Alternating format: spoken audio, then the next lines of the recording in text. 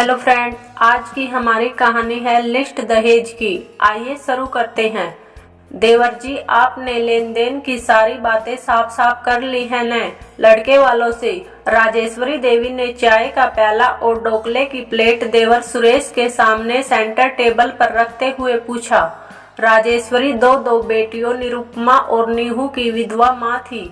सरकारी कार्यालय में लेखपाल का काम करने वाले पति चंद्रशेखर बाबू की 50 साल की उम्र में अचानक हृदयाघात से मृत्यु हो गई थी।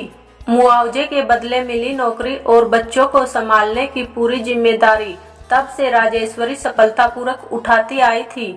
देवर और देवरानी भाभी की एक आवाज में आज भी हाजिर हो जाते थे। बड़ी बेटी निरुपमा के रिश्ते की बात पास के जिले के एक खाते पीते परिवार में चली थी। राजेश्वरी देवी लेन देन को लेकर एकदम स्पष्ट हो जाना चाहती थी ताकि बाद में बिटिया को ससुराल में कड़वे बोल सुनने को न मिले।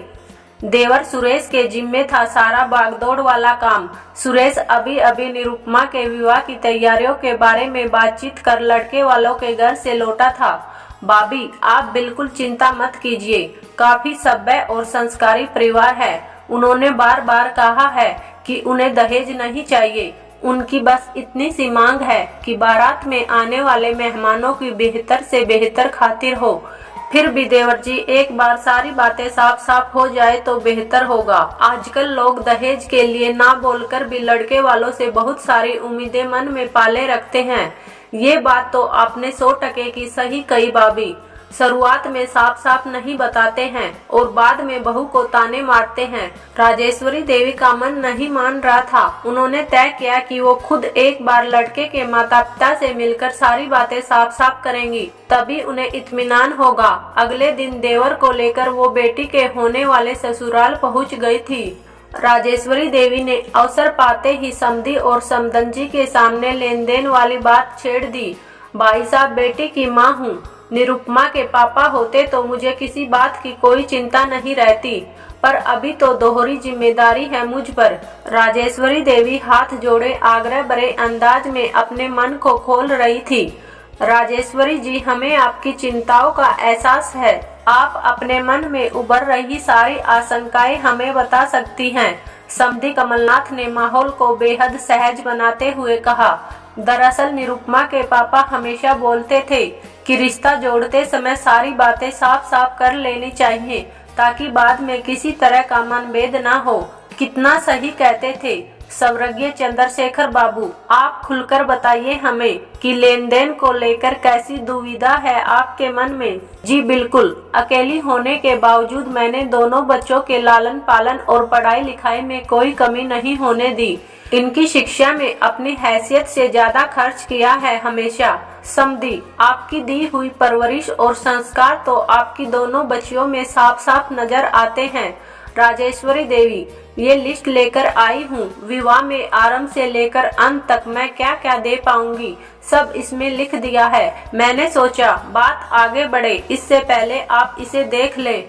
छोटी से छोटी चीज लिखी हुई है, इसके अलावा मैं और कुछ नहीं दे पाऊंगी। राजेश्वरी देवी ने अपने पर्स में बेहद संभाल कर रखी वो लिस्ट निकाल कर आगे बढ़ा दी थी। कमलनाथ जी और उनकी पत्नी ने एक सरसरी निगाह लिस्ट पर डाली, पर लिस्ट समाप्त होने के बाद दोनों के चेहरे के भाव कुछ बदल से गए थे। दोनों बार बार एक दूसरे का चेहरा देख रहे थे। बहन, आप बुरा ना माने तो हम पति पत्नी अंदर जाकर कुछ देर आपस में सलाह मशविरा करना चाहते हैं। बेहद गंभीर अंदाज में कहते हुए कमलनाथ जी अपनी पत्नी संग अंदर चले गए थे। बार हॉल में भाभी के साथ बैठे सुरेश के माथे पर चिंता की लकीरें उभर आई थी। बार बार उसे लग रहा था कि शादी ब्याह के नाजुक मामलों में भाभी का इस तरह खुलकर बातें करना और लिस्ट बनाकर ले आना उचित नहीं था। ऐसा ना हो कि जरूरत से ज्यादा स्पष्टवादिता बारी पड़ जाए और इतना बेहतरीन रिश्ता हाथ से निकल जाए। राजेश्वरी देवी पूरे आत्मविश्वास के साथ कमलनाथ जी के बाहर आने का इंतजार कर रही थी।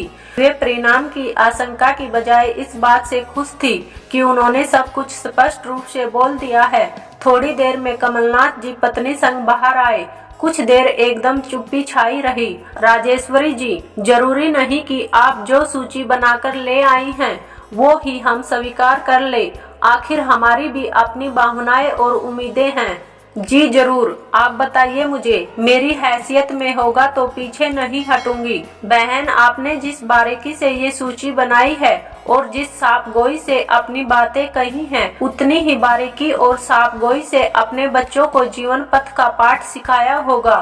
कमलनाथ जी कुछ भावुक से हो चले। इस लिस्ट में बस एक और नाम जोड़ दीजिए, छोटी बिटिया नीहू का। मेरे दोनों बेटे अनमोल और अंश को आप अपनी दोनों गुड़िया निरुपमा और नीहू दे दीजिए। होने वाली समधन ने राजेश्वरी जी के पास बैठते हुए कहा तो सुरेश और राजेश्वरी देवी एकदम से बोचक रह गई।